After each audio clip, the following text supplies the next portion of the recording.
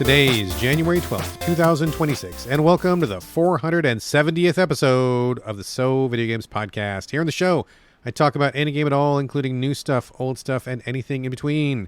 My name is Brad Galloway. I'm the one-man host of the show, and I'm also the editor of GameCritics.com, a website that uses the full range of review scores from 0 to 10 and offers full accessibility information on every review that we publish. And today, with me, is the smoky old-fashioned to my virgin mojito, Jeremiah Bratton.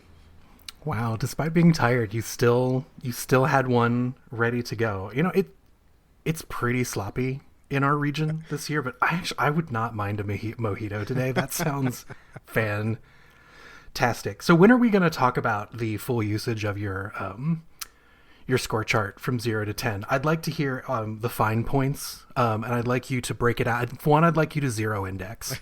I want it to be from 0 to 10. It is 0 to 10. It is 0 to 10. It is 0 to 10? Okay. And then I would like you to break it out into quarter increments.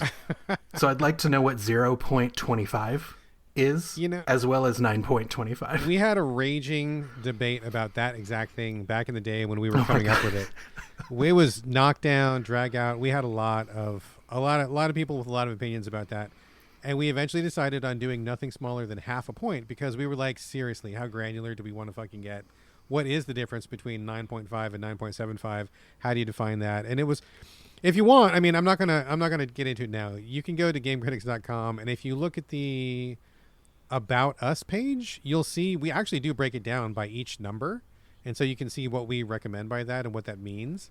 And to my knowledge, in the 26 years that we've been, 27 years we've been running, I don't think we've ever given a perfect zero. The lowest we've ever given is a 0.5.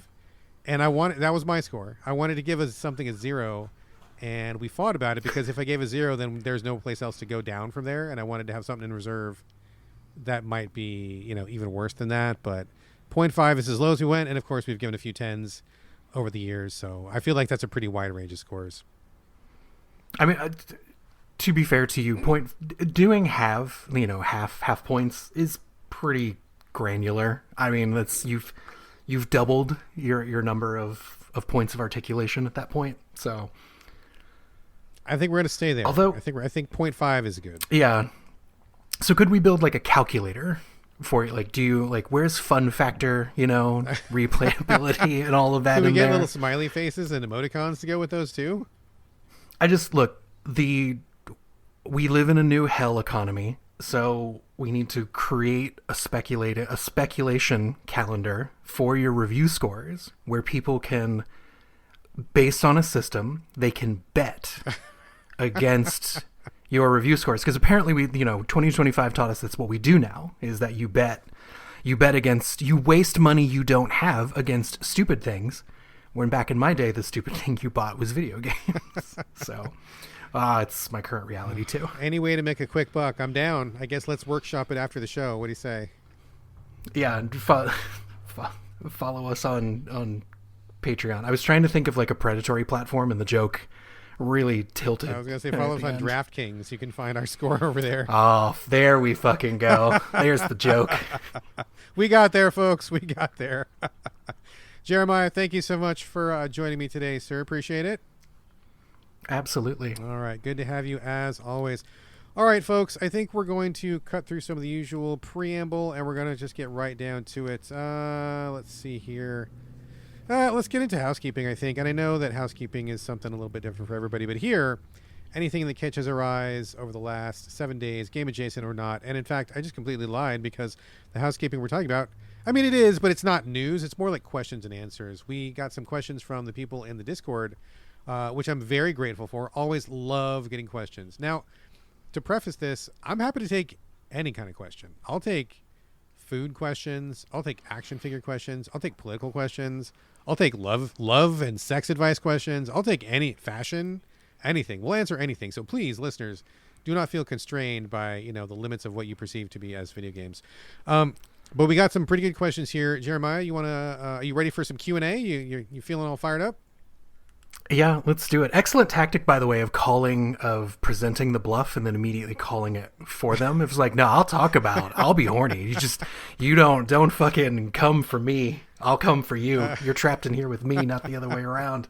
Listeners have heard me get occasionally horny on the show. We do every once in a while do like a mature, porn style game or something like that. I did a few last year.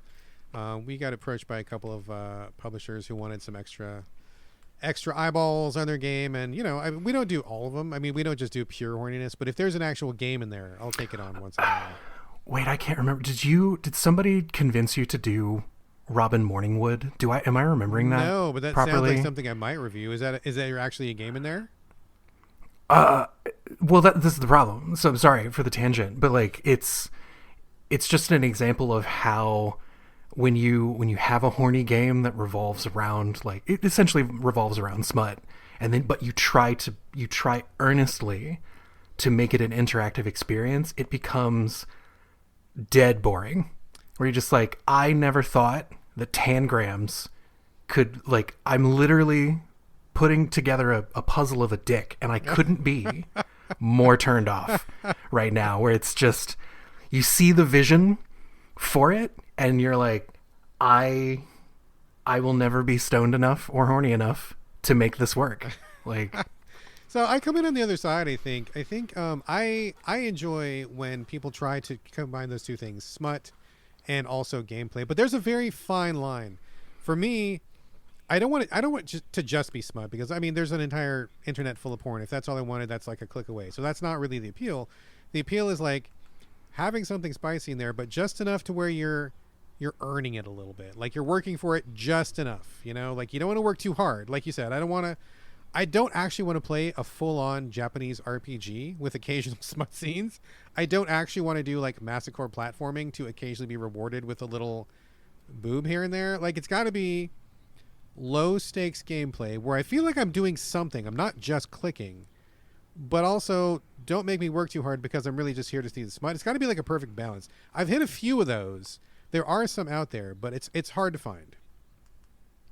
Yeah, this is how kinks get problematic and weird, people, by the way, is that you experience two forms of stimuli next to each other, and if you do it long enough, those neurons kind of start to connect, and then eventually you find yourself turned on by things that even you yourself are like, how did I manage to do that? How did I hook this response to this stimulus? I feel like there's a story here, Jeremiah. Just saying. This is how furries happen. That was a terrible dig. I apologize for everybody. I will now leave. Apologies to all of our furry fans out there. How did we start talking about this again? I do not remember how we got in there. You were going to ask me a question, and I made it hard. Oh boy, do pun intended. Or maybe not intended. Let's get to the questions before we get even further afield. So once again, thanks to everybody who's sending questions. We got these on the Discord. I'll give you the information on getting in on the Discord later, which is free of charge. Starting off with an apology, because I don't know how to pronounce this name, and I don't want to mangle it, but I feel like no matter what I say, I'll mangle it. It's from Zebra Stool. Zebra with Stuhl. I'm going to assume it's Zebra Stool. If that's wrong, please correct me. I'm happy to make that correction in the future. I'm taking my best stab at it, so sorry if I mess that up. Zebra Stool says, hey, I just want to know what you guys are looking ahead to, like, what games you're looking forward to in 2026. I've answered this before on the show. Just a really quick recap. Living the games editor life, I get inundated daily with like so many offers of new games that are coming out either like today or tomorrow or this week that I can't even cover those. And so just struggling to keep up with the stuff that's already out is tough. And so I just really don't spend any time looking forward to things. I got to be honest, I don't think there's a single thing on my radar that I'm looking forward to in 2026. And that's just the kind of like looking 2 steps ahead lifestyle that I lead. I will say, though, that when I jumped on Gaming in the Wild's Discord this morning, shout out to John and all the cool people at Gaming in the Wild, they were talking about a game called Big Hops. Have you seen anything about Big Hops, Jeremiah?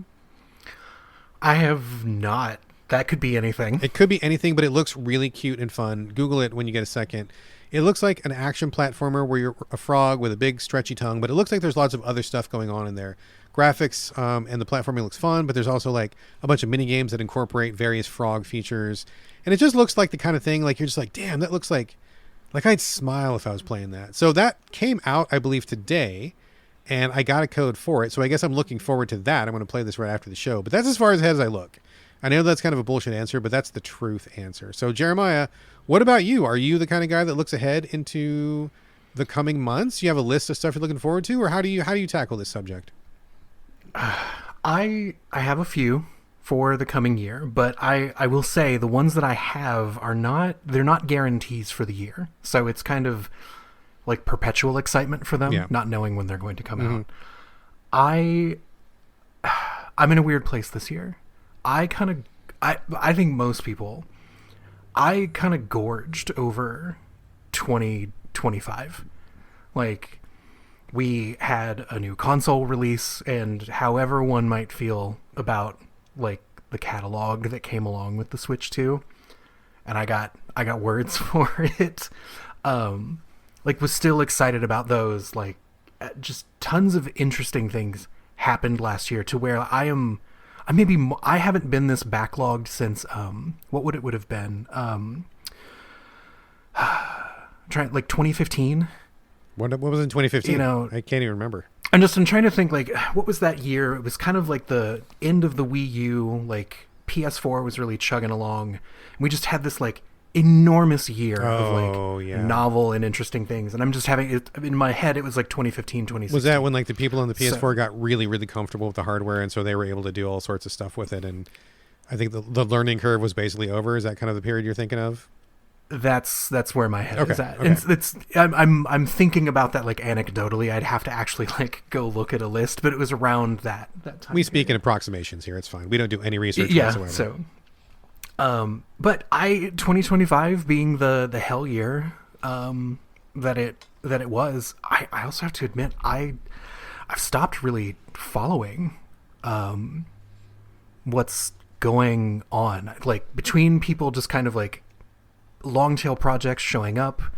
There's not a lot there's not a lot in like the hype vat for the year, and I feel like I got priced out of video games a bit. Of like buying brand new titles.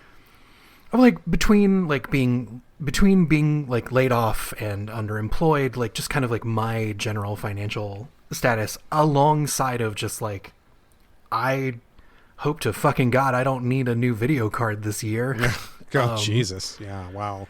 You know, just like gaming, like the prices of games went up, and I don't think people got paid better, so I'm not happy about it. I can confirm that it's not going up. Yeah. I'm not quite keeping up with it, but I do have 3 for you that are my perpetual like looking out for. Okay, excellent. Let's have those 3.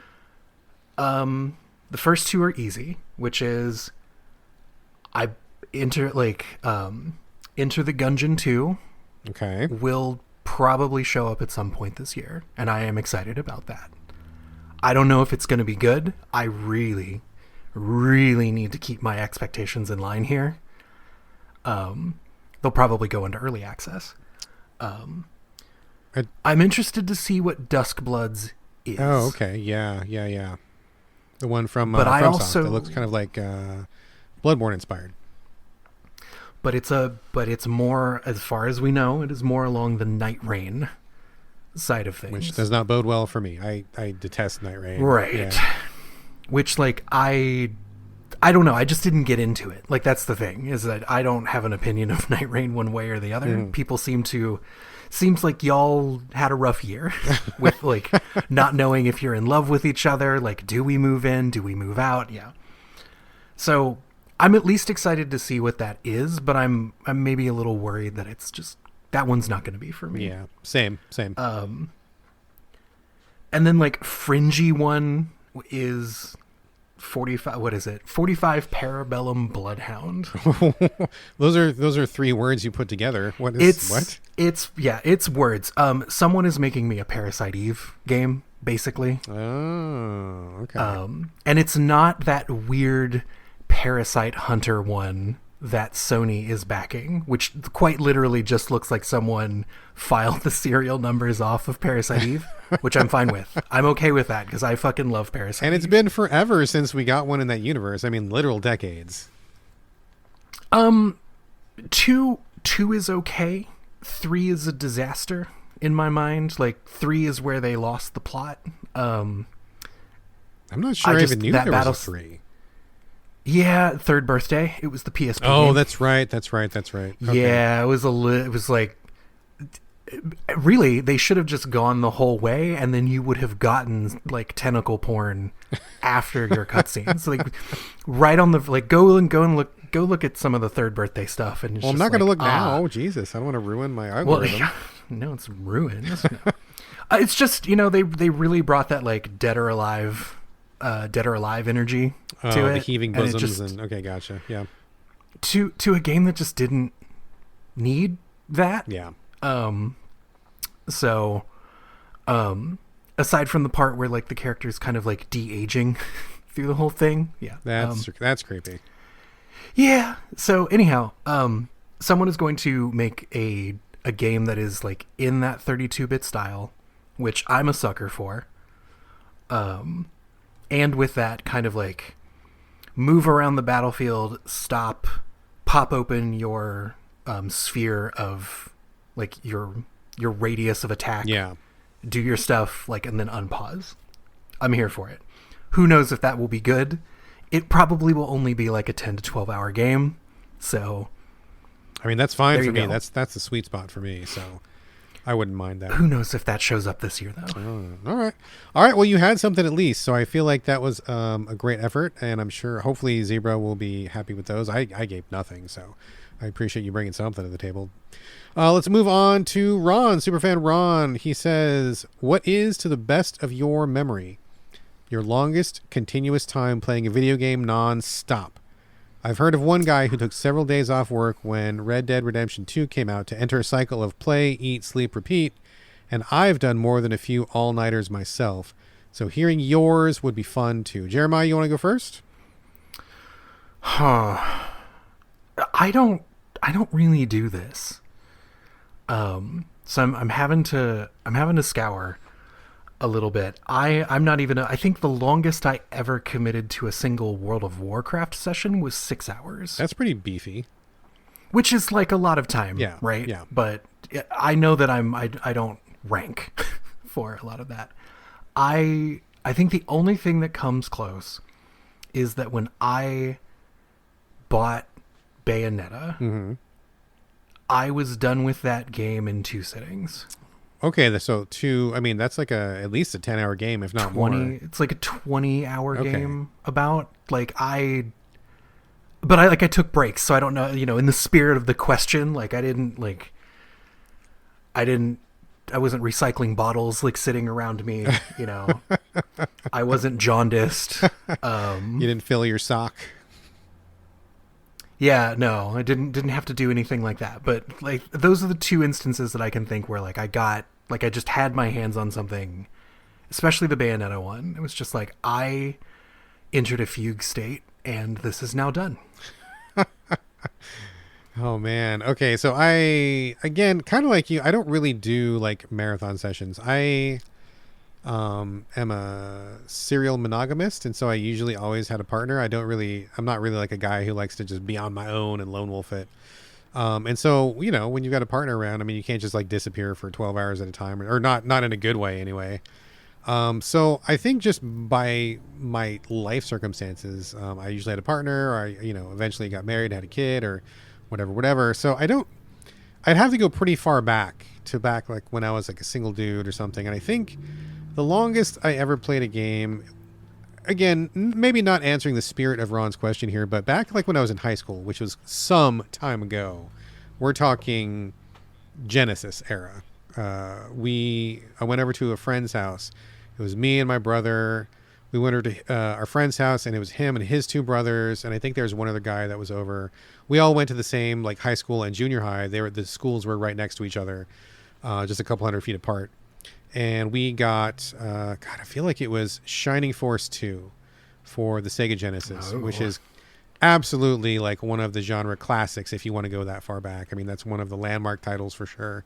I think that was the first time. Well, memory's a little hazy right now, but I think that was the first time that you actually like promoted people and you kind of did some things that we take for granted in the strategy genre these days. But we got somebody got, I think they rented a game. You physically went to the video store, the VHS store, children, and you rented the video game. They brought it back and plugged it into my friend's Genesis, and we all just had a sleepover. We just played that game like in shifts. And so like, one person would play for like an hour or two, we would trade off, and everybody else would sit around and watch. And when it got nighttime, we all got tired, but we knew we had to take the game back the next day, and we weren't done with it. So we made a pot of coffee and we mixed it with Coke, and then everybody like drank a big cup of it. And that's where I actually got the name for my blog. Drinking Coffee Cola was this one night session when we all drank a bunch of coffee cola to stay awake all night. And we did. We finished it. We started it when he got home from the video store, and we had finished it by like the next day or next day and a half or something. But nobody left until we finished the game. So I think that's probably the closest I can come personally to answering Ron's question. Hopefully that will satisfy your curiosity there, Ron. Oh man, and Coffee Cola. I've actually drank it several times since then. You ever drank Coffee Cola? It's I now know who to blame for the fact that Coca-Cola would believe that there is a market for coffee flavored Coke. Oh, dude. I mean, I've tried several of them, and none of them taste as good as the shit we made at his house. And if anybody wants the recipe, it has to be specifically Trader Joe's instant coffee, and then you mix that with just regular Coke brand Coke. You got to watch out though, because if you've never done this before, you might not know, but there is a very potent chemical reaction that happens when you have your Coke in a cup and you pour the instant coffee in. That shit gets so explosively foamy. Like it'll be like, you got to put it in the biggest cup you have, because if you pour even a small cup in, foam will like fill up the entire cup, and then it solidifies and it becomes kind of like a colloid, this kind of like weird, airy kind of gelatin presentation stuff, and it takes a while to go down. So if you've never done that, it's a pretty fun science experiment. Don't let your kids drink it though, and then you can drink it after that. But Trader Joe's and Coke is the OG. That's the best tasting one I've found. All the name brands pretty gross actually. Okay, so this is like a cold brew situation here. Okay, you're not as deviant to it. Like, this is not an attempted hot. No. Roast the Coke in a spoon before you like stir it into the coffee or something. I think the night that we did it the very first time, I think there was some leftover like that had been formerly hot in a little brew pot or something. But ever since then, we've always done like Coke and instant together. Yeah. And now you know. Fascinating. There you go. Terrifying. Last question comes from Karis. Karis, hello. She says, Heaven's Vault is a game I bought at launch and it just didn't click. I forget why, but it didn't grab me immediately. I think I was probably obsessed with Division 2 or Destiny 2. I always considered going back, especially after adoring language puzzle game Chants of Sonar. And I happened to see a physical Switch special edition in my local game store last week, took a chance, and have lost myself into that world, the world of Heaven's Vault. What are the games you have previously shunned that you went back to adore after seeing something out of the corner of your eye by chance? So anything that qualifies for you, Jeremiah? I mean, that's like 80% of my existence. So every game you play is that game. All right. This is the motto of the show, right? Is that video games are better. They are at their best 6 months after they're released. Damn right. Amen, sir. Amen. So, like this person asked a question. They didn't ask for advice. What I would put out there, and this is me explaining where I've come at, like the angle that I come at this with, is when you're really excited about something. And like, I think video games are uniquely bad about this because of their marketing cycle. How the more excited you are to play something, to crack into it day one, the longer you're excited about it until that happens, the more likely you are to play it for 5 minutes and be completely fulfilled, bored, and very likely you're going to go do something else. And it is not necessarily because you didn't like it. It's not because the game is bad. Sometimes it's just bad. Like, sometimes it just does not meet your expectations. I'm looking at you, like Metroid Prime 4, Pokemon, ZA, et al. The problem here is that you have exhausted yourself on the premise of what it is already. Yeah. And, like, you need a rest before you can actually play it. Like, you got the initial bump of, like, it's finally here. I love it. But that thing has to be exceptional, and you have to be rested in really specific ways to be able to sit down and, like, eat the meal that you've been thinking about for years, months before you got it. Yeah. And, like, that's kind of where that phenomenon comes from. Like, you're exhausted from thinking about it, so when you have it, just to keep it horny, like, you've been edging for months, and now you are presented with the orgasm, and you just had it. Now you're tie-tie, and you need to go to bed. Like, you can come back and have another one tomorrow. But yeah, so anyhow, that's for anybody who feels that way. I'm going to tell you that's where that comes from. If you're really super excited to play something, like, procure it and then, like, take a deep breath and maybe, like, dip in, but come back later. Give yourself time to roll into it. I do this all the time with things. I'm like racking my brain on, like, how the last one that I just did it with. A Unicorn Overlord. There we go. I'm going to pull one just like... Unicorn Overlord. All right. So, like, I was so fucking excited for that game. Like, just everything... Yeah. Everything about it. Like, I love Vanillaware stuff. Please, show me all of the lovingly rendered boobs and food. Show me how pudding and boobs are just the same thing. All the time. I mean, can't confirm. And then, yes. like... You know, combine it with the ogre battle part of it, where, like, they're pulling on something that we hadn't really seen somebody bring back to us in a while. That's really fun. I feel like mobile games had kind of consumed for a while. Super excited about it, and I would say it's still very good. I had to put it down. Like, it wasn't giving me, regardless of how much I like it, I had to walk away from it because I'm like, if I keep pushing myself through this, I'm just going to hate it. And, like, I know I don't hate it. I just know that I'm exhausted from waiting for it to happen, and now it's here. That's interesting, and I think there's a lot of truth in what you're saying. I identify strongly with what you're saying, but like in a slightly different way. I think my problem is not that I look forward to games so much that I need to go through the cycle that you just described. But I think for me, my backlog is so large, like my total backlog. If we were to look at all the systems that I have, like Switch, Xbox, PlayStation, and even including PC, because even though I don't play any games on PC, when you see something for like 25 cents on Steam, it feels stupid not to buy it, even if you're never going to play it. It's just something about that, the psychology of the Steam sale. I mean, my backlog is probably several. I mean, probably upwards of like infinite, upwards of 5,000 games, probably. And so I think my problem with kind of what you're describing is, like, so for example, the Switch. Last night, I wanted to play something on the Switch. And so I go, okay, I got to start something new. I've got like literally 964 games I can choose from the Switch. And so I go to my Switch library and I'm like, I see all the little title card art and I'm like, oh, there's that. And oh, there's that. And there's that.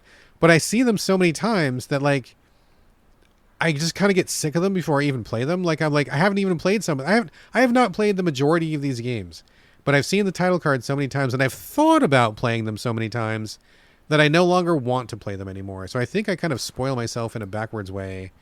Not exactly the phenomenon you're describing, but I think something similar to where there's like a build up. I was interested enough to buy it or to request a code for it. I was motivated enough to download it, got it on the Switch. But for one reason or another, never played it. And then I look at it so much that I just look at it so much, I just don't ever want to play it anymore. Yeah. Well, and this, I would say that this this particular phenomenon is exacerbated by something that the question asker kind of added to it, which is I really liked this other game. So that because I liked this one, I was really excited about this one.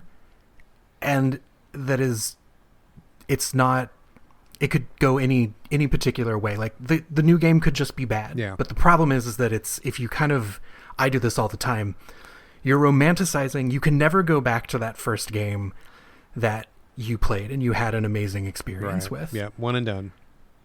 So what sometimes, like what I will do is you'll romanticize what it's like to play another game that's like that one that you love, that memory that you just like, you keep coming back to of like this, like, man, that's a video game.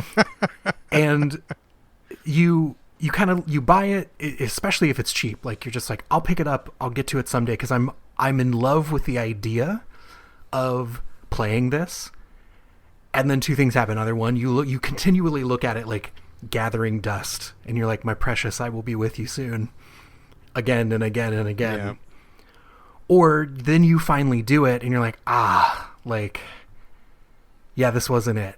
This just wasn't. Or there's a third outcome, which is just like, like, I waited the exact right amount of time to do this. Yeah.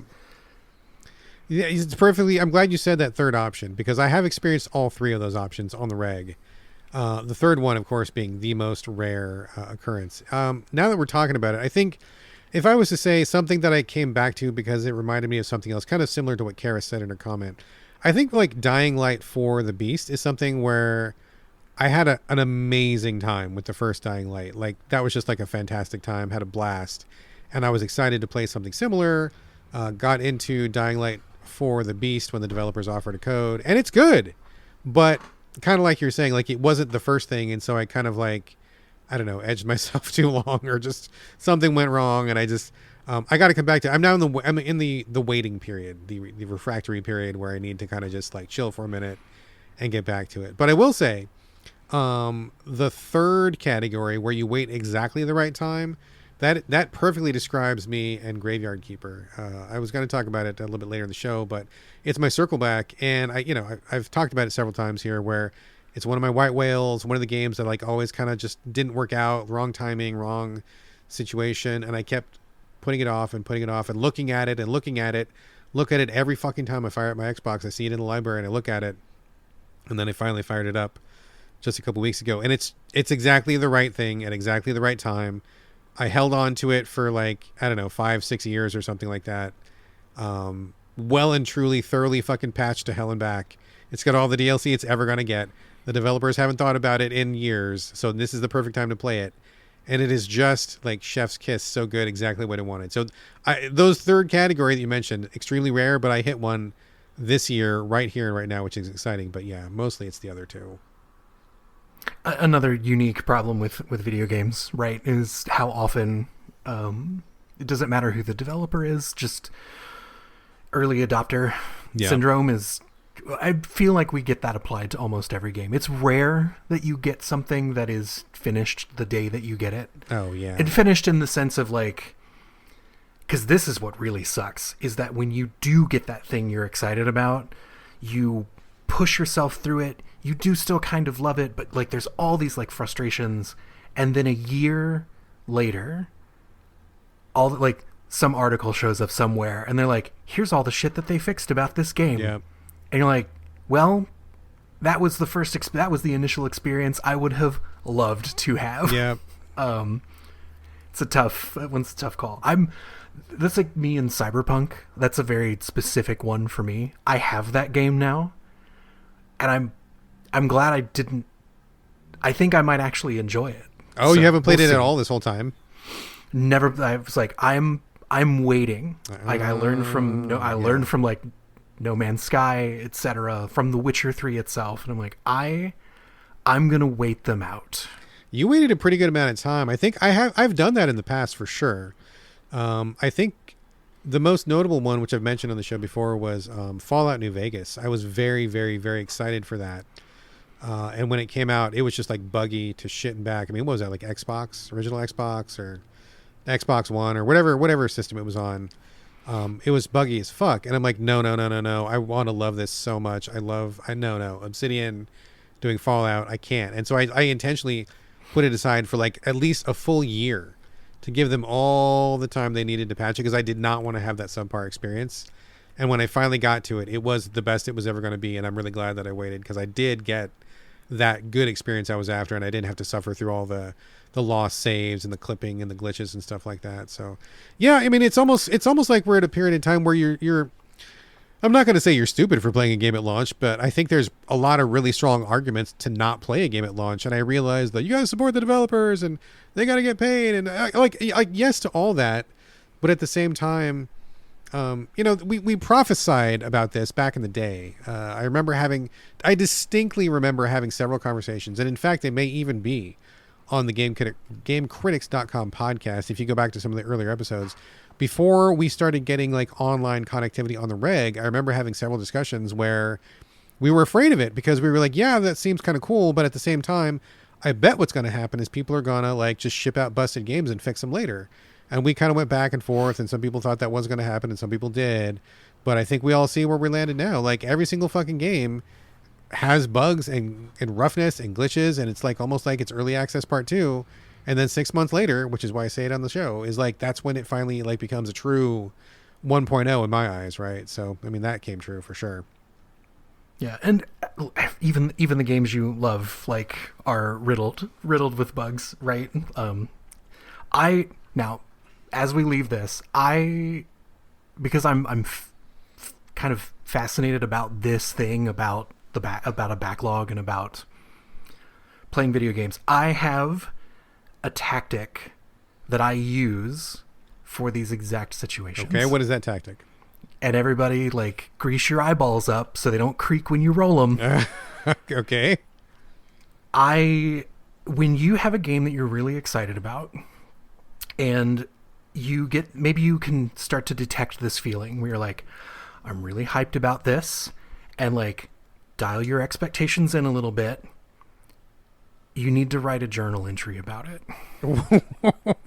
What? Okay, tell me more. Keep talking.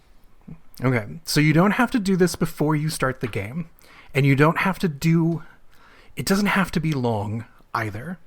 But what you need to do is, if you kind of get into the situation that the person asking the question was, where you're like, I liked this thing, I started this game because I liked it, and it's just not clicking with me. Like, I bounced off of it. The Brad Galloway ism is, if you take a little bit of time to write something about it, and like with a pen, I would recommend you don't type it. You kind of need to be off a screen for this. Give yourself a little bit of time to think about what that sensation is, and it lets you kind of do a little bit of a deep reading on what you're engaging with. And for me, I use it as a chance to like talk to myself a little bit more honestly about, hey, was I just tired today? So like, is it really bad? Do I need to shelf it? Like, what are, like, find something you like about it. Like, even if it's just like, it has an orange in it that is like the coolest orange I've ever seen. Because first of all, I think everybody completely underestimates how difficult it is to start a new video game. And I don't care how samey that video game might be, like, you know, Horizon 1 controls similar to Horizon 2. Yeah. You are still dropped into a wholly new, unique space, and you are being bombarded with information. Like visual stimulus, audio stimulus. You're having to like tune your dexterity to be able to be good at something and perform. I think everybody really just does not think about how like exhausting it is to start a new video game.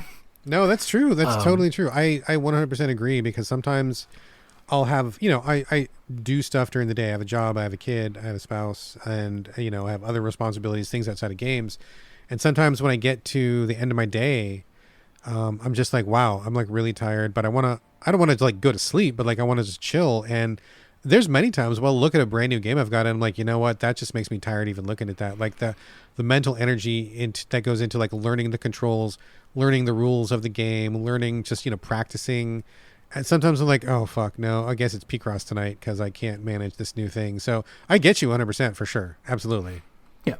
And then what you kind of do with that is that you take, you kind of take something that might be really immediately draining, kind of on your dopamine reserve. Like, some games are really good at that, where they will hook you right away, where it's just the space between action and reward is tuned just enough that your brain is just squeezing that gland dry on you. Yeah. But again, you might be tired, you might be out of dopamine that day. That aside, what the journaling part of it kind of helps you do is like reset your baseline a little bit and think of like you can turn this thing that is like a drain on your dopamine into something that's not a quick, cheap pleasure, into something that's a little bit more of an expensive pleasure, where you're engaging with it in the sense of you're thinking about it and you're trying to you're kind of thinking about how you actually feel about it and what you like about it and what you don't like, instead of just reacting in the moment, bouncing off and putting it away, which is also fine, because eventually your baseline will change, and you'll come back and you'll pick it up, and you'll pick it up on the right day, and you'll be back in it. Yeah. Yeah. So that's generally my tactic. I'm doing this right now with Dragon Quest, the HD remake for Dragon Quest 1. Yeah. Yeah. Where I was so excited for it, just because I loved that they were going to do like a really meaningful recreation of that game. And I ended up not really liking it. It's a little too big. It feels a little too overdone, but like the stuff I like is there. So I'm still going through it, but it's shorter play sessions. Like I intentionally do not we're only going to play it for like 30 minutes to an hour. And then we're just going to stop. And then I can kind of cause I'm bombarded by all of the things that are not Dragon Quest. Yeah. All of the things that they changed, like the map is larger, you don't have party members now, but it's not one-on-one fights. There's all of these things that they changed that are difficult, that I would tell you I appreciate, but then when I go and play it, my experience versus what I think is very different. So I've been using that to just kind of write down my thoughts of hey, what's not working? And then I just kind of walk away and I'm good. And then I can come back and play a little bit more. Interesting. I can honestly say I don't think we've ever talked about using a technique even remotely similar to that on the show before. So this is a first, journaling on Videogames. But it sounds interesting. I hear what you're saying. I've never done that, but maybe I will think about that. Maybe there's something similar in reviewing, maybe, because I do write a lot of written reviews, or used to anyway. I mean, I've written several thousand. So, maybe like in a game that I play, and we reviewed without having to roll credit sometimes, and we disclose that and all that. I mean, we're not, we can get into the semantics of that later on, but yeah, maybe that was like a form of it where I take what I think about it and just kind of write down rather than being a journal, a formal review. But I think it's largely the same principle. It seems similar to me. Yeah. I mean, you're always kind of engaged in the deep read of something. Yeah. But if you bounce, yeah, interesting. I appreciate that, man. And Karis, I hope we answered your question. That was probably one of the longest dog-leg tangents I think we've ever taken in answering a question. You got that's what happens when you invite me. That's right. You got a whole 30 minutes out of that, I think, pretty much. So, all right. Thank you to Karis. Thank you to Ron. Thank you to Zebra Stool. And if anybody wants to send in any questions whatsoever, they are always super, super welcome. Love questions, love answering questions. Before we move on, just a quick check-in with some other things I didn't get to at the top of the show. Shout out to the YouTube channel at GameCritics.com videos. That's all hand-curated stuff. Let's see. Also, shout out about the Patreon. All the costs of this particular podcast and sister site GameCritics.com are paid out of my pocket. If you love the show, if you love this show, you love this episode, you love Jeremiah, you love me, you love Carlos, you love anybody, you want to spread that love around, I would invite you to chip in and help me keep everything running. If everybody would chip in just $1 a month, just one, Every expense will be covered, and if you can afford it, I would sure gosh darn appreciate it. So we kind of danced around it a little bit. We kind of do a circle back section at the beginning, but I think we kind of touched on several things. Let's just kind of like slop our way through it real quick, and then we'll get to the new stuff. I mentioned Graveyard Keeper earlier. That's really my only circle back. And as I mentioned a few minutes ago, I waited until just exactly the right time to play exactly the right game. And I'm loving it. I have to pace myself, though. Before I say any more, Jeremiah, have you played Graveyard Keeper? Have I asked you that? Yeah, I actually think you've asked. I did, and you said that Russell liked on the show. You said that Russell liked it. Yeah, right? And it's funny. I was digging through my gigantic Steam library. I was trying to build up a like don't forget list, and like I was like, oh fuck, I own Graveyard Keeper here too. Damn it. So I have it in 2 places. So one day I'm just gonna have to crack it. Interesting you say that, because I meant to say this earlier and I just was reminded of it just now. I said that my backlog is several thousand games, which is true.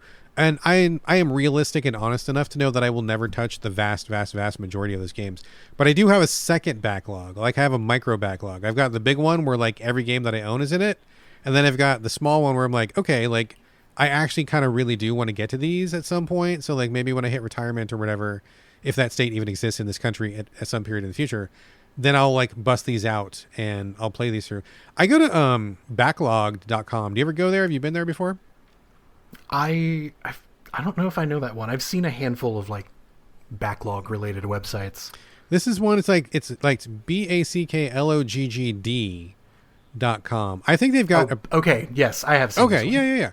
They have a dynamite website. I think only one time in the years I've been going there have they not had a game that I wanted. Even some of the really obscure shit, like some of the really like super tiny indie shit, or even like they've got a bunch of porn games on there. I was trying it out just to see how deep their library went. Their library goes really, really deep. I don't know how they do it, but I like that because then I just take all the games that I meant to get to last year, like some of my also rans or honorable mentions or whatever, I'll throw those on backlogged, or like some of my white whales like Graveyard Keeper or whatever, I'll put back on there, and I'll be like, when I get a minute, I'm not going to search through 5,000 games. I'll search through the 100 that I've got here, which is like a way more reasonable number. And I think that's a pretty useful tool. So I use that to manage my short list. But anyway, 11 Graveyard Keeper. I find myself spending on average like 2 more hours per session than I meant to. It just sucks me in. It's like the perfect, like just one more thing game. Like you chop some logs. You're like, okay, I got the logs. Now I can build that thing over here. Okay, and now I've built this thing. Well, I can activate this power. And now that I'm in this power, I can go talk to this person. Now that I've talked to this person, I can go to this new place. And now that I've been here, I can go, like the chain like literally never ends. And I've got the version with all the DLC. So I've got all the content, monster amount. And I just sit there and I'm like, okay, I got to go to bed like in an hour. I'm just going to do a little bit. I'll just do like 1 or 2 little jobs, and then I'll go to bed. And then inevitably it's like fucking 1 o'clock in the morning. And I'm like, oh, shit, I did it again. And my wife's like, are you coming to bed or what? And I'm like, oh my God, embarrassing. But yeah, loving it. It's just like, it's perfect. I think it's amazing. Not perfect. I think they don't explain a lot of mechanics. And to be perfectly transparent, I do have to wiki quite a bit of things. Like sometimes they'll be like, hey, you need to make a berry pie. And I go, how in the fuck do I make a berry pie? And I just, rather than spending the time talking to every single vendor and every single character, I'm just like, fuck it. Berry pie, Graveyard Keeper, Google what? Okay, cool. So like I do that a fair amount. They intend a lot of discovery or a lot of just kind of like happening upon things. And I need to like, this game's already going to be like 150 hours at least. And so I need to reduce as much of that extra time as possible. But beyond that, it's just going along really well. I got zombies working on my farm. I've got my soul cleansing machine in the basement. Made my first bottle of wine. I'm helping out some refugees. I'm excavating ruins. I'm running a tavern, doing all that shit. I'm just like pig and slop, man. I'm loving it. Graveyard Keeper is great, and I'm glad that I came back to it. Right game, right time. Jeremiah, I know that you're not on the show all the time, so it might be tougher than usual to do circle backs for you. But last time you were here, you did mention tactics. Have you leaned into tactics? Did you lean out? Like, what's your tactics journey been? As always, I am replete with tactics related titles that I could be playing. I already mentioned one, which was Unicorn Overlord. Yes. When you put out the call for the show, I was like, fuck, like what tactics thing can I do so that I can keep this bit running? And I couldn't meaningfully get to one, but next time I will, because my target right now is I'm drawn to this copy of P5 Tactica that I have. Okay. I'm a little on the fence about it. I don't know if it's gonna. I'm a little worried that one may not like be my flavor. Like I like Persona 5, but do I really like it? I feel is what that game is going to ask me. But one that I have not finished that I'm going to go back and complete is Sparks of Hope. The second Mario and Rabbids game. Same. Okay, keep talking, but same. Because I made it halfway through that game. I did too. And I think something just the release window, like I didn't bail from that one because I was bad at it. It's not like Final Fantasy Tactics territory. Yeah. Something entered the release window and just ejected it from the rotation. So also it was a Switch 1 game, and I'm like, those babies did their best, and it looks great, but like it runs way better on the Switch too, even without an update. So like now I can go back and do that. The DLC was like $4. Yeah. So I have that now too. That's on my list of things that I like very legitimately want to go back and complete. So next time, I'll just say next time I'll have Sparks of Hope takes. In 2026. That's a good one. I really enjoyed the first Mario vs. Rabbids. I think Rabbids are terrible, and then they're an abomination, and I hate them. But that was a solid-ass game, and it's got to be a solid game to get me to play a game with Rabbids in it. And I did, like, literally the same thing that you said. I got halfway through it, really enjoyed it. But it's a big game. It's a bit of a commitment. And if anything else comes up, it's pretty easy to put that down. And if you put it down, I think I put it down for some review game, came back to it, and I, like, had completely forgotten what I was doing and where I was going and what was going on. And I'm like, fuck, I can't, okay. And I stopped, but I loved all of it. Like I had a really good time. I share that. I definitely want to come back to that one. So I'm looking forward to revisiting. It's gentle, but also I would say about halfway through it, it's like, cool, I'm going to just kind of stop pulling punches and we're going to put you into arenas that, you either understand the mechanic that we're putting you up against, or you're going to be redoing this. Yeah. So. All right. Good call. But yeah, I like that. Good call. Anything else? I'm going to and your Graveyard Keeper one a little bit. I have a genre that's like that. And specifically it's, Etrian Odyssey is usually the target. Oh man. Those are some fucking games. Those are some games. I am on record as a person who thinks Miasmata was a transformative video game experience. Okay. So, something like Etrian Odyssey, and it has to be on a 3DS. Like I've got those new versions. I've got those like re-released versions of 1, 2, and 3, and it's good. Like sometimes you just need to snort it off your thumbnail, but like when I need the mirror, I go to the 3DS comes out of the drawer. Yeah. It's just not the same any other way. Like it is meant for that platform. There's no denying it.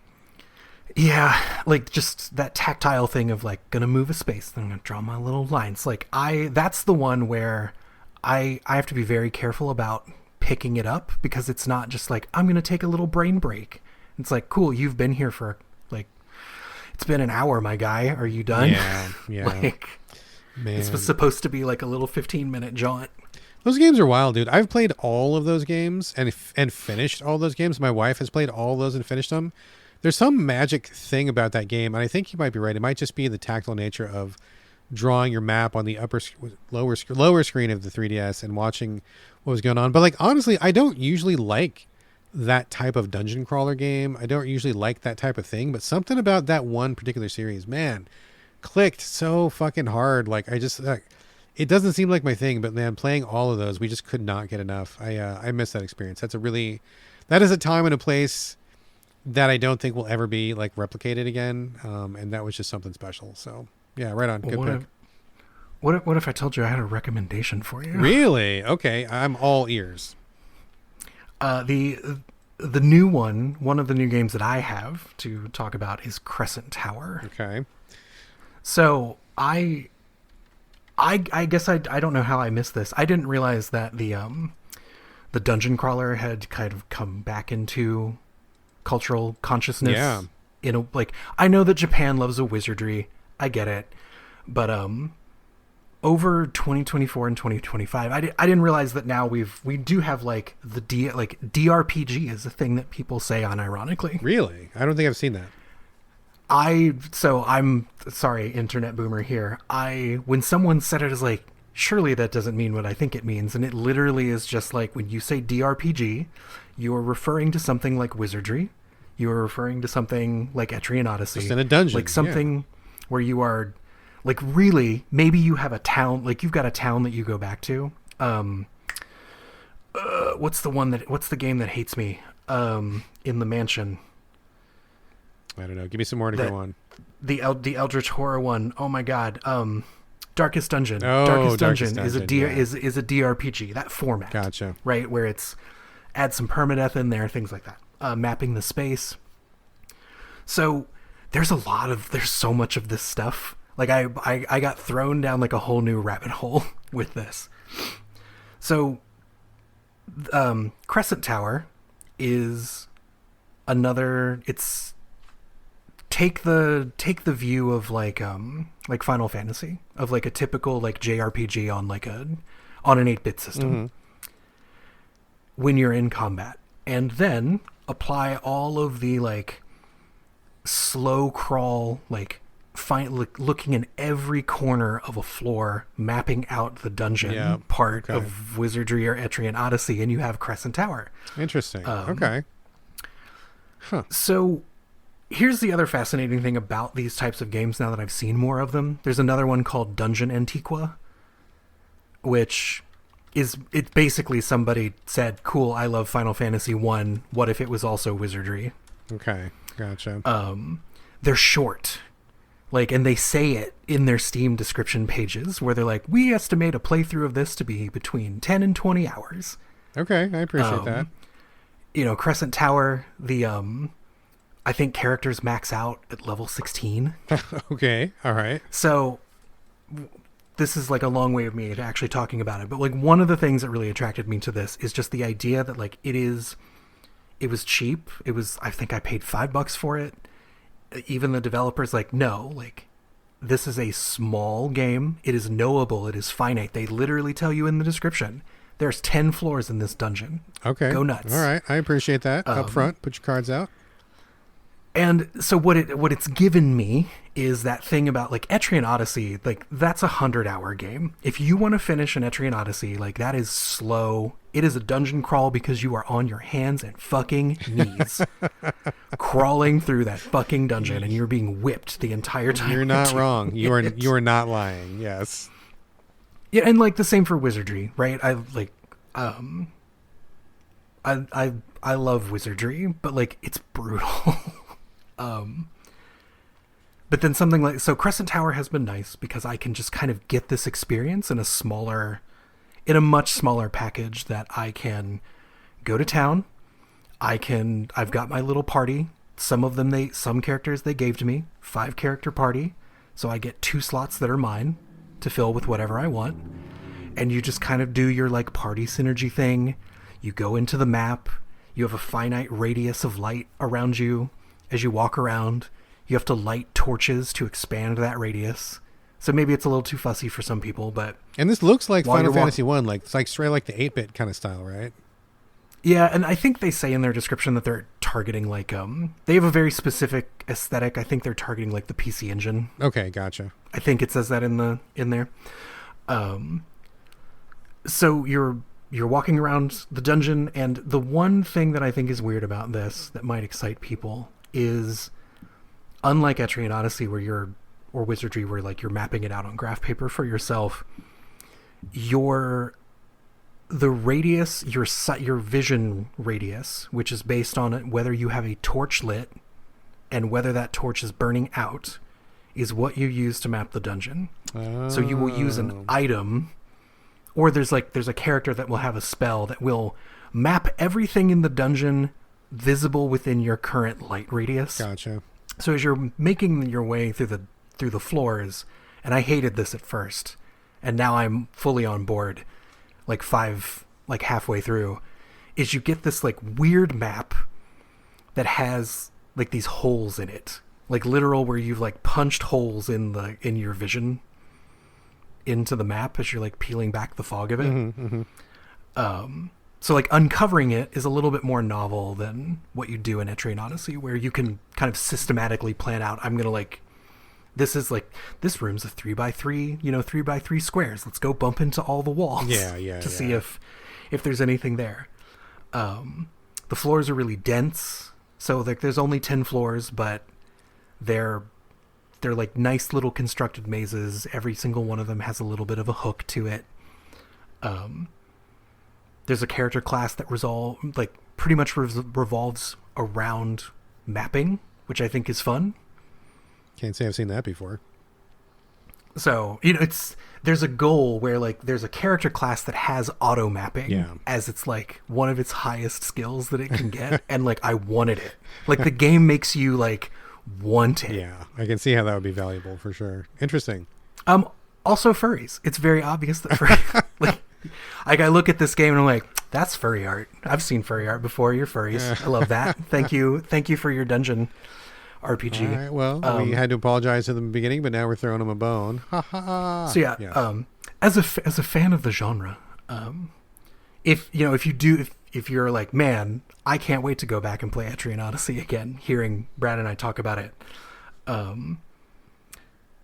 Crescent Tower is worth checking out, and I believe I think you can pretty much get it on anything. I don't think it's any more than $10, and if that like scratches the itch, like more than I ever expected that it would. Wow. All right, cool. That is a great call. I've never heard of that one, and I feel like I know about all the games, so that's amazing to get something I had no clue about. So excellent. Good call.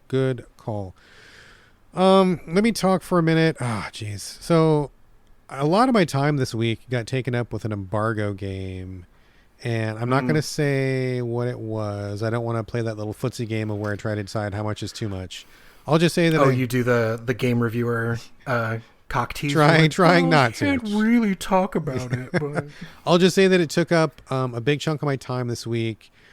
Ended up bouncing. Ended up not liking it. Started good, but that's probably why I don't have like a lot of other exciting things. I mean, I got a couple things to talk about, but a lot of my time this week was taken up. And it's interesting because the developers and publisher must feel pretty confident about this game because it's not available for like another, I want to say, well, a week now, but I've had it for a week. So they gave it to me like at least 2 weeks ahead of time, which is not all that common these days. So they must feel pretty good about it. I'm sure some people will like it. But yeah, I can't talk about that. I'll talk about it in 2 weeks, or 1 week anyway. But what I can talk about is another game that just recently came out called Baseless. Baseless. This is a brand new indie game joint from a small development team. May even be one person, I think. I'm not 100% sure. I meant to look it up before the show and I didn't, and I apologize. But Baseless is a game where you are a small...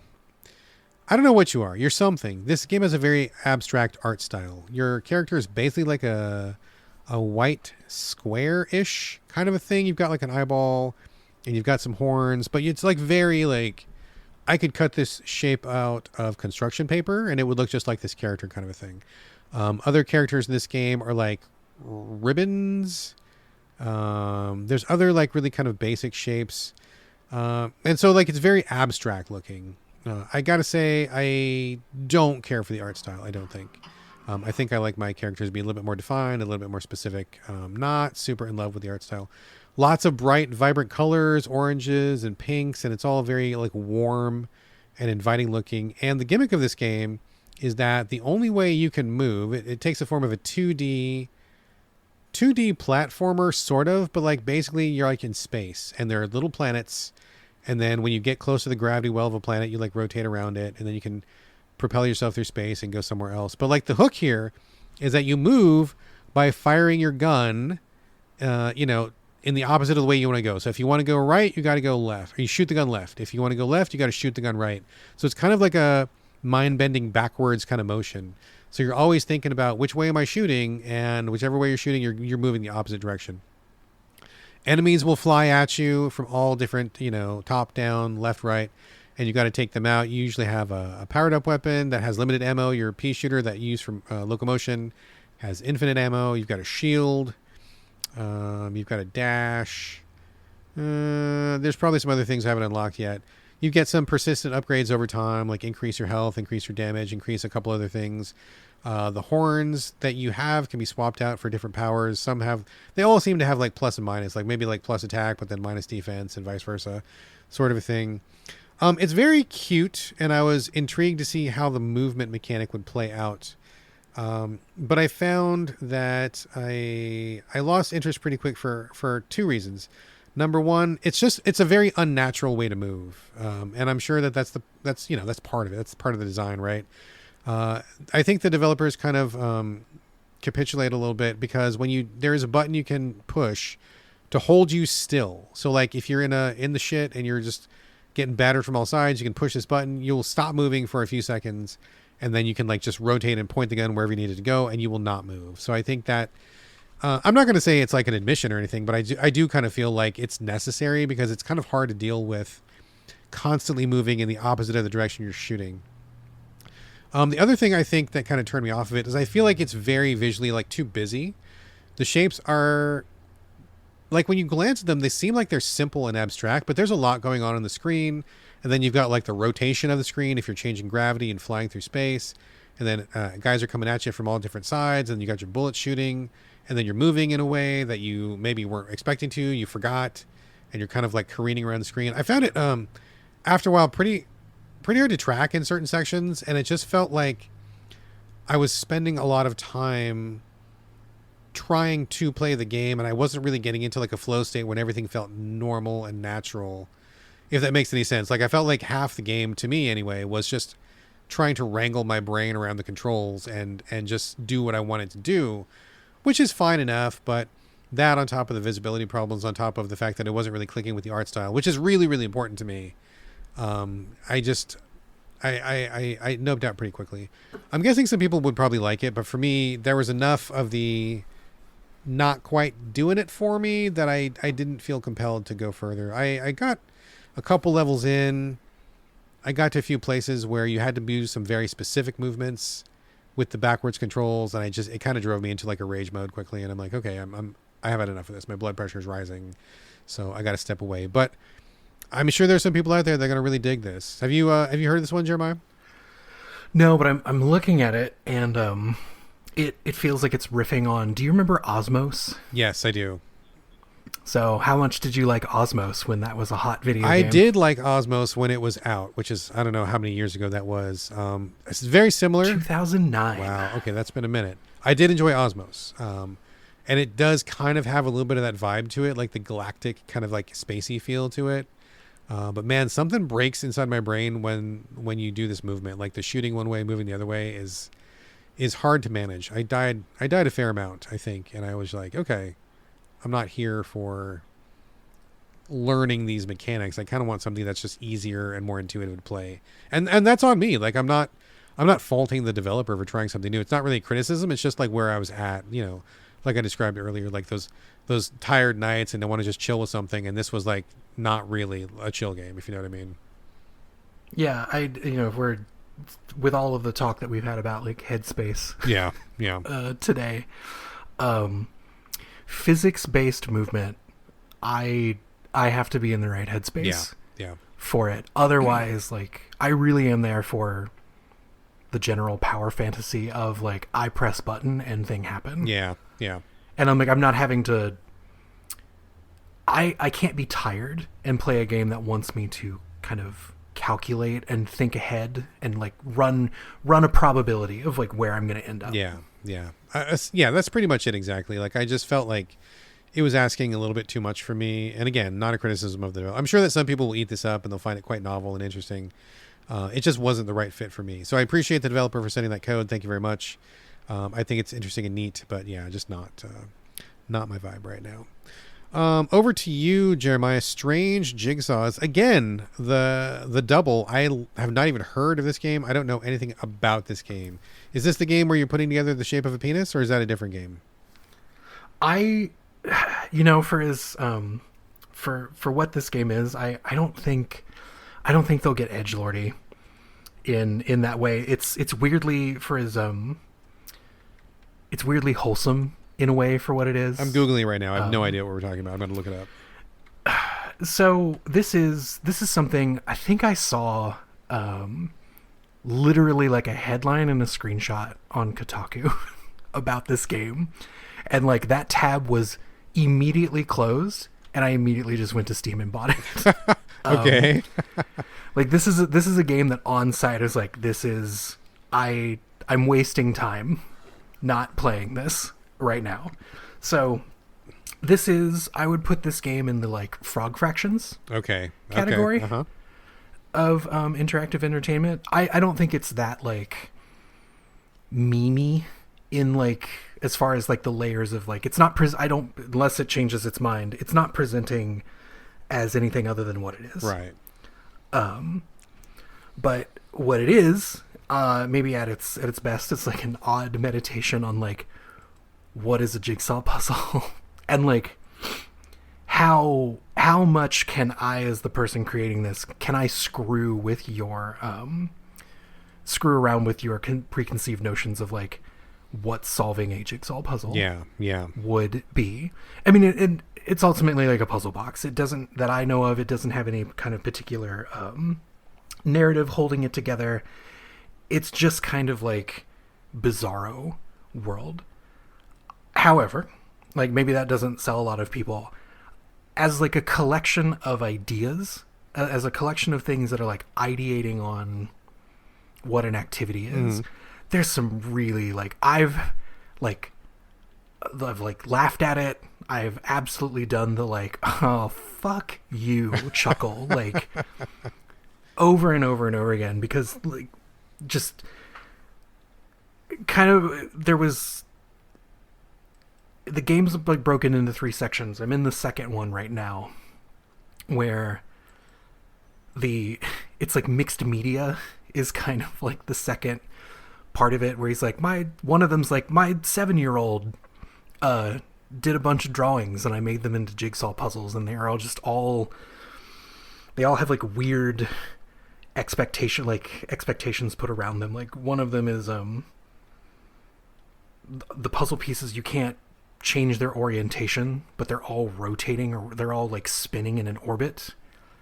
So you have to wait until they're oriented the right way in the orbit before you grab them and put them together. Like it's things like that. There's a series of like CAPTCHA, meaning like when you click I'm not a robot on a form. Yes. There's a whole series of CAPTCHA jigsaw puzzles, which is like some of like that's the one where it's like this motherfucker. I think that's where like the most it was just like, you are a brilliant asshole for doing this to me.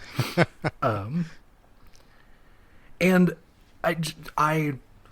I'm a UI designer. Like I spend a lot of time like thinking about interfaces and building them.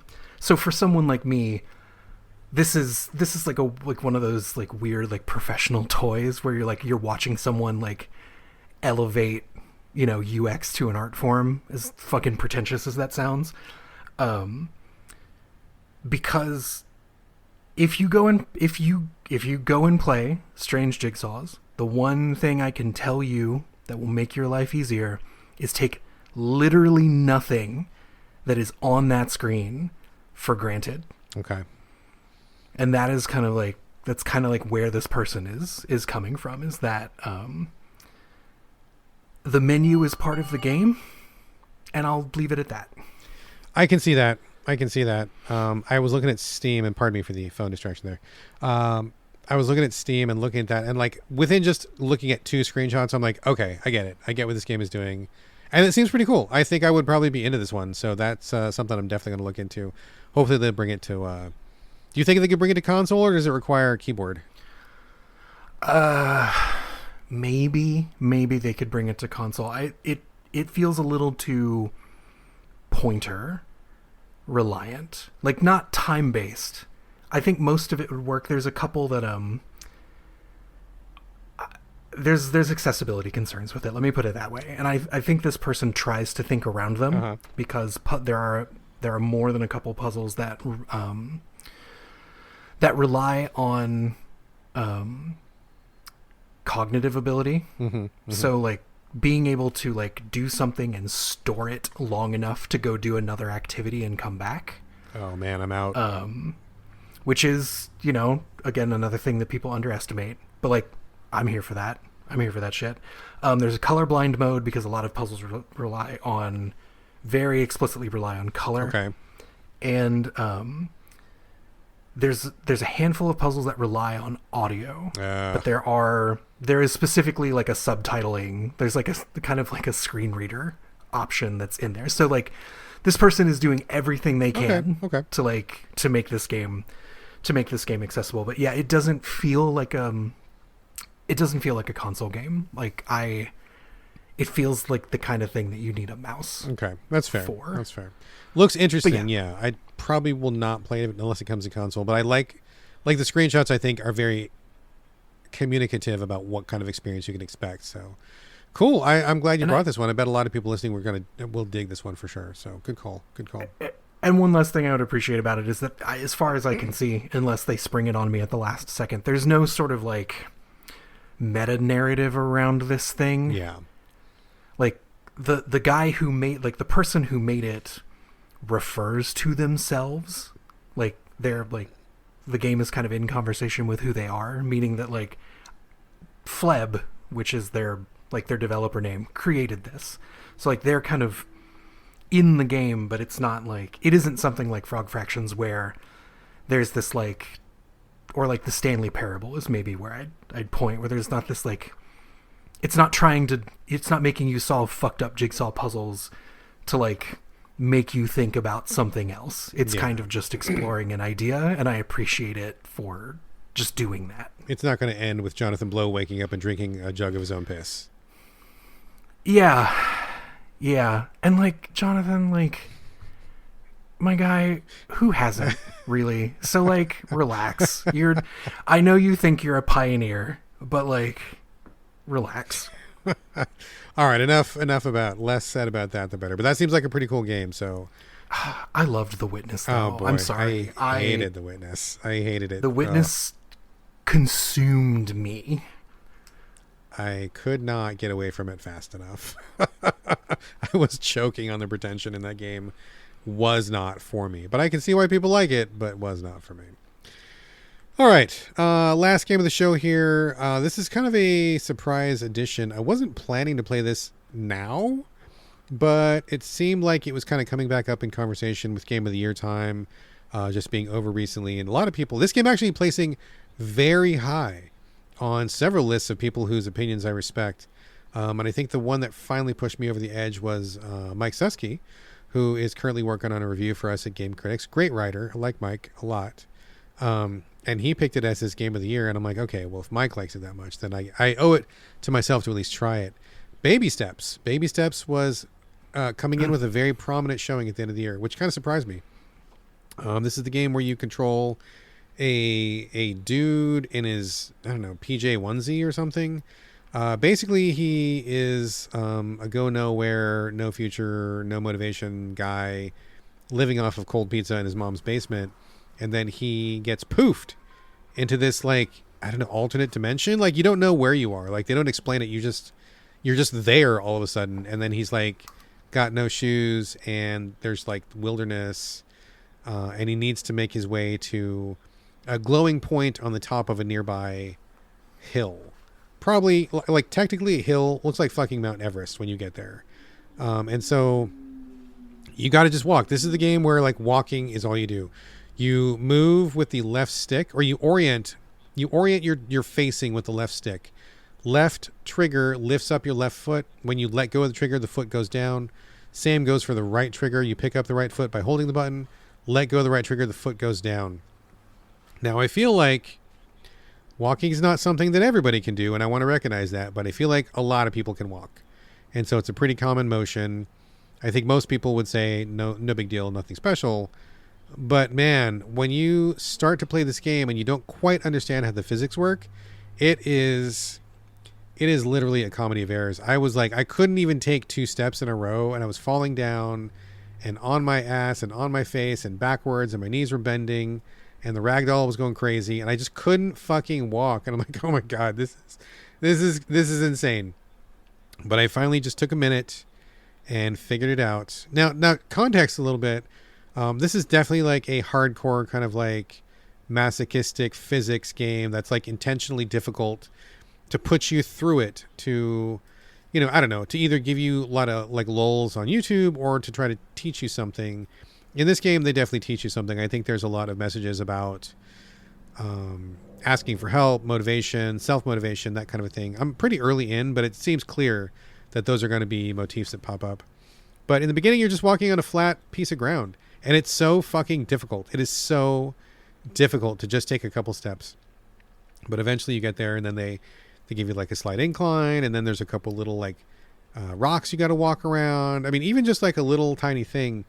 One of the worst parts of the game so far for me, and this is, again, pretty early, was there's a little stream. I mean, it's probably like, I don't know, 1.5 feet wide. In real life, I could step over it easily. I wouldn't even think about it. I wouldn't even remember that I had stepped over it. But there's this 1.5 feet wide stream, and there's a little rock in the middle of it, and you've got to stand and, you know, maneuver your feet so you're standing on one foot, lift up your other foot, land on that rock in the middle, and then like take your other foot up and then land it on the far shore. Something that most humans could do without even blinking. Wouldn't even think about it. Most small children could do it no problem. And it is the hardest bastard son of a bitch that I've played in some time in this fucking game. And the worst part is the developer, I believe it's Bennett Foddy of Getting Over It and a couple other things like that. Known masochist. Sadist, I should say. Sadist, perhaps. Yeah, no, he's doing it to you. Yeah, he's doing it to you, so that is You definitely got a that. sadist. My bad. He fucking put... We're being horny here today, Brad. I know, get it right. I know. Oops, wrong party. My bad. Let me get out of here. There's a stream, and if you fall in that fucking stream, he is not afraid to take away so much progress from you. Like, you get caught in that little trickle of water, and I've rolled down that son of a bitch so many times. And I'm like, oh, dude, okay, fuck. But I do have a certain streak in me where I don't know that it's necessarily like the Dark Souls streak where I'm definitely like out for a challenge or anything, but like sometimes I feel like, you know, I can do this. I have the patience. I have the skill. I you know, I've been playing games for all these years. I can do this. And I would just get back up, and I spent, I don't know, must have been like an hour trying to get across that motherfucking stream. Finally fucking did it, and then it felt great. I'm not going to say that was amazing. I wouldn't have minded an easier journey across that thing. But that's kind of what the game is, right? They keep presenting you with little challenges. And as far as I can tell, I think there's definitely multiple ways to go. I got to a crossroads at one point that seemed like it was kind of flatter and more of a gradual slope. And then there was like a really kind of zigzag rocky path. And it looked pretty much like the rocky path was going to get you where you're going a lot faster. So I'm like, fuck it. I know I just took like 19 tumbles down that stream, but I'm going to take the rocky path. And I fucking tumbled ass over tea kettle over there too. But I did it, stuck with it, got to where I was going. So I'm not sure how big a factor like quote unquote the open path or open world section is, but I think the motion is really dialed in. Once you understand how it works, it is very precise and you can control it very well. Just takes a minute to kind of get to grips with it. And I will say also, your guy is very funny. He looks funny. He's got this like uncomfortably voluptuous ass, which is very distracting on the screen. And I kind of was like, I wish there was a slider somewhere. And then I hear apparently there's some nudity in the game later on. I'm not sure. I haven't gotten that far yet, but and then the cutscenes are quite humorous. They're intentionally like stand-up comedy, like two people talking to each other, and they really reinforce like how this guy is just like not assertive, doesn't stand up for himself, doesn't doesn't go for the things he wants. He's willing to put up with a pretty insane amount of inconvenience in order to avoid saying what he really thinks. So I think there's definitely going to be some life lessons in store, but so far I'm having a really great time with it, but I will say I can only play it like one chunk at a time. The game takes a break every time you get to like a checkpoint, and it's like it goes like back to the title screen. It's like, you want to continue for real? Yes or no? And most of the time I'm like, no, I'm good. Like, it takes a lot of focus, a lot of energy.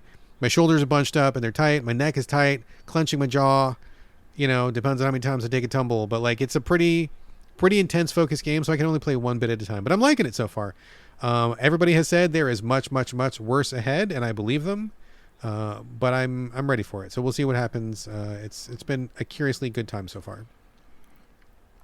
I've heard of so many people that have sung this game's praises, and they love it, and I'm a little bit more reassured after hearing you talk about it.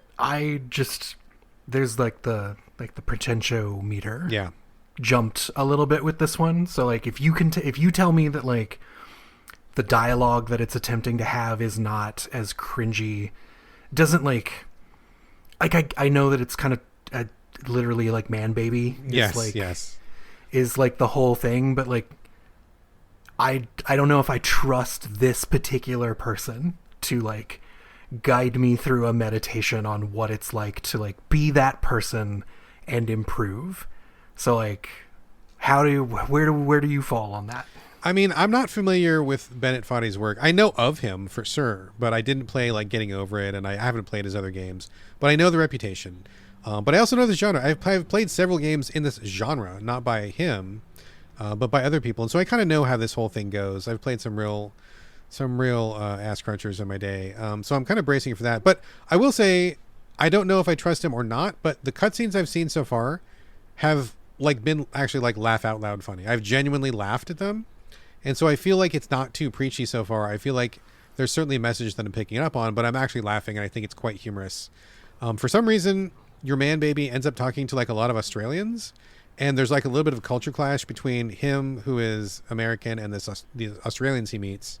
And just that like strangeness of like very minor misunderstanding of like tone and read because of the two different dialects is pretty funny in and of itself.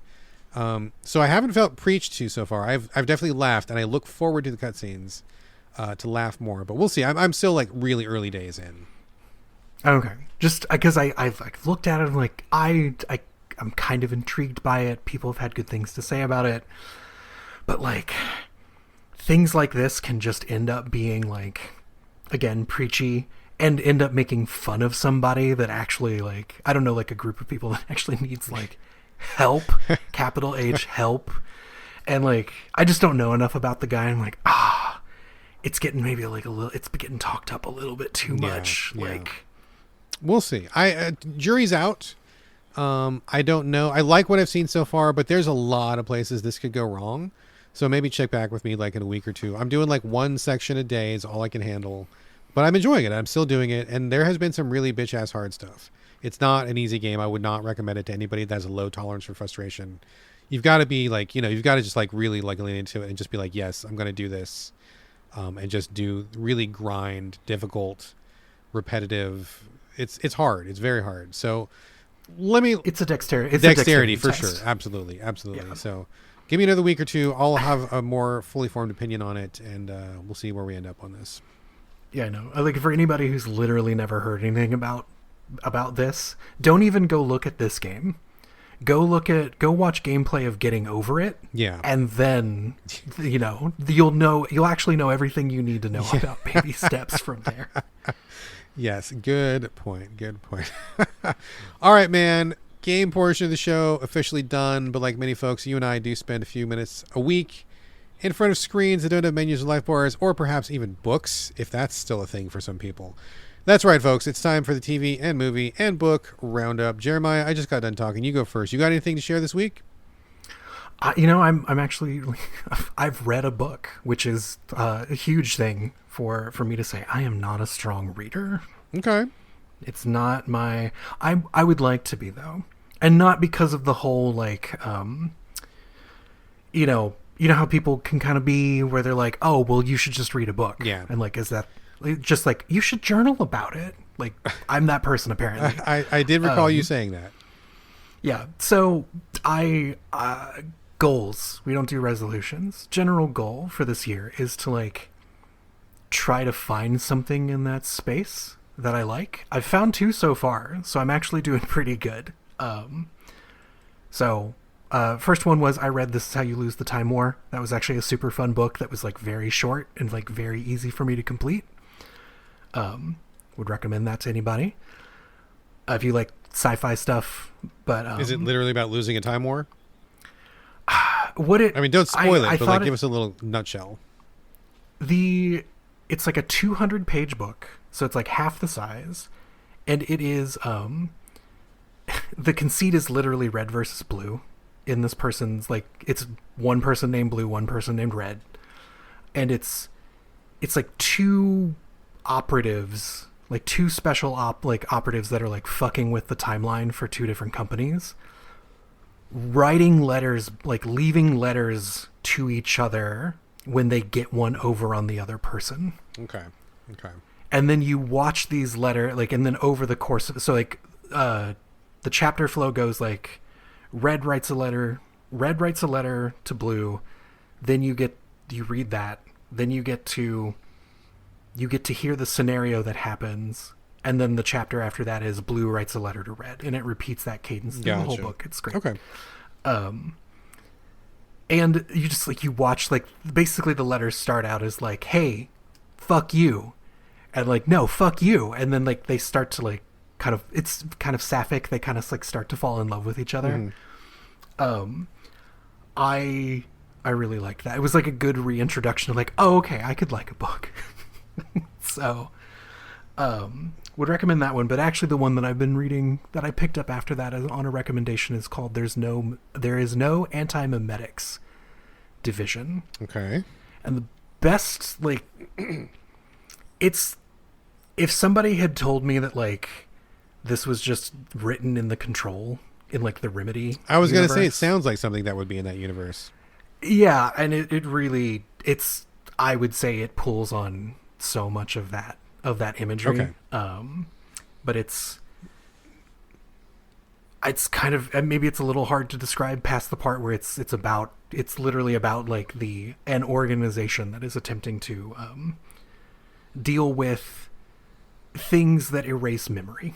Okay.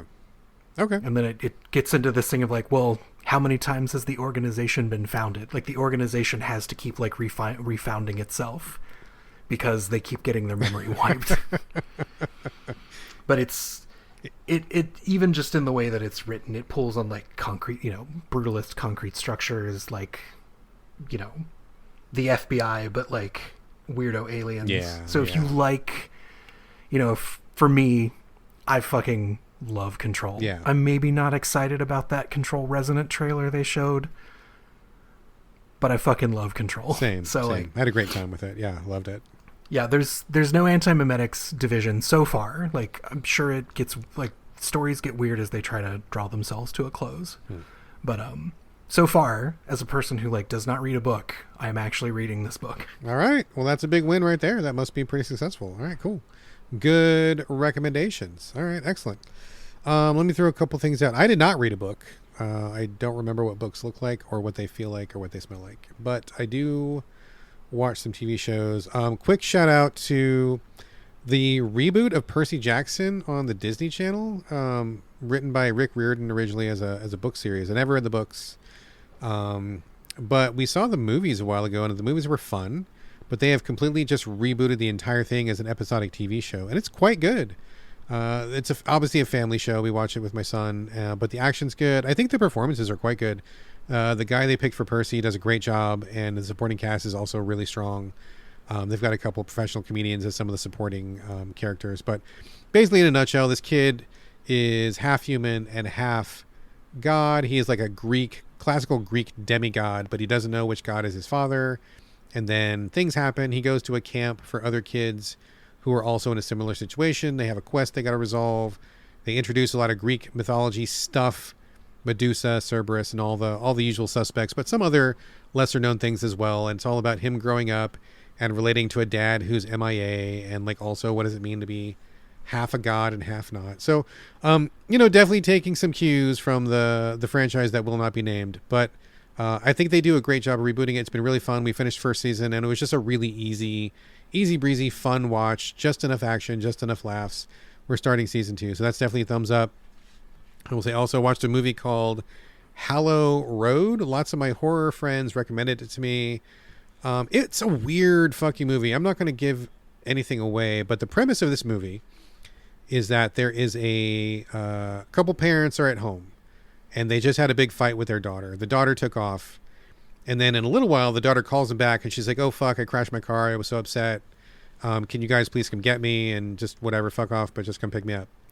So the mom and dad get in the car, and they go to pick her up, and she's a good distance away. She like crashed in the middle of a road that cuts through a forest.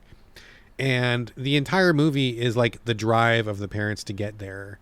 I'm not going to spoil anything, but I mean, they give you that much in the trailer. That it's everybody knows that part.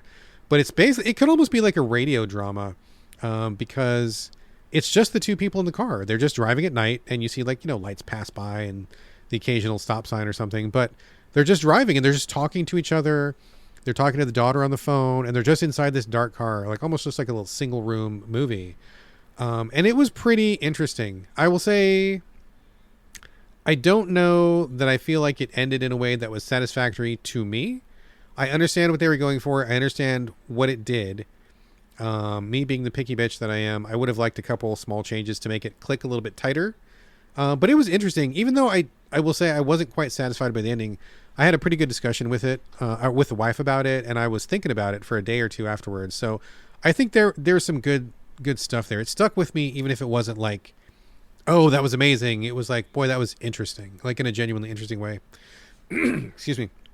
The last movie I will say is called The Parenting. This is just like a stupid, really dumb horror comedy. It's about two guys who are announcing their engagement at a house they are renting, and they invite their respective families.